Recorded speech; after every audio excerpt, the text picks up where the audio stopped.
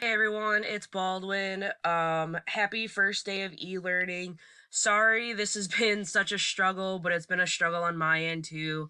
I really appreciate you guys being patient. So what I'm gonna do is I'm gonna share this link with you guys, and I'm gonna see if we can go about this backwards. What I'm gonna have you do is go to this button where it says register, select I am a student. Do not sign up with Google. Put in your first name, your last name, and then the original password that I told you on Google Classroom. Hit next, and then you should have an assignment list. If that still doesn't work, let me know and I will try and modify the assignment. Thank you to everybody who's been emailing me and being on top of this. I really appreciate you guys.